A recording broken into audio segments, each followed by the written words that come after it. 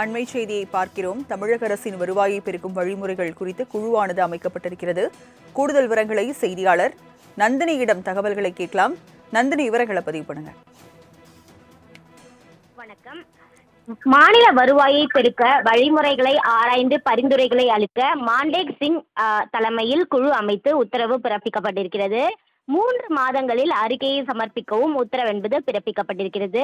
தமிழக அரசின் நிதித்துறை மாநிலத்தின் வரி மற்றும் வரியில்லா வருவாயை நிலையான முறையில் அதிகரிப்பதற்கான பரிந்துரைகளை வழங்குவதற்காக வருவாய் பெருக்க குழுவை அமைத்து தமிழ்நாடு அரசு அரசாணை வெளியிட்டிருக்கிறது.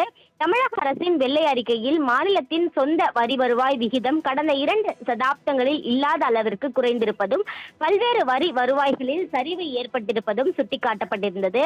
இதையடுத்து வருவாய் கசிவுகளை தடுத்து வரி வசூலை மேம்படுத்தி புதிய வருவாய் ஆதாரங்களை கண்டறியும் நோக்கில் இந்த குழு அமைக்கப்பட்டிருக்கிறது. இந்த குழுவின் தலைவராக பொருளாதார நிபுணரும் முன்னாள் திட்டக்குழுவின் துணைத் தலைவருமான மாண்டேக் சிங் நியமிக்கப்பட்டிருக்கிறார். இந்த குழு மாநிலத்தின் வரி மற்றும் வரியில்லா வருவாயை அதிகரிப்பதற்கான கொள்கை மற்றும் நிர்வாக சீர்திருத்தங்களை அரசுக்கு பரிந்துரைக்கும் எனவும் தெரிவிக்கப்பட்டிருக்கிறது. மேலும் புதிய வருவாய் ஆதாரங்களை அடையாளம் காணுதல், வருவாய் கசிவுகளை தடுப்பது, வருவாய் வசூலில் தொழில்நுட்ப பயன்பாட்டை மேம்படுத்துவது உள்ளிட்ட பணிகளையும் மேற்கொள்ளும் எனவும் குறிப்பிடப்பட்டிருக்கிறது.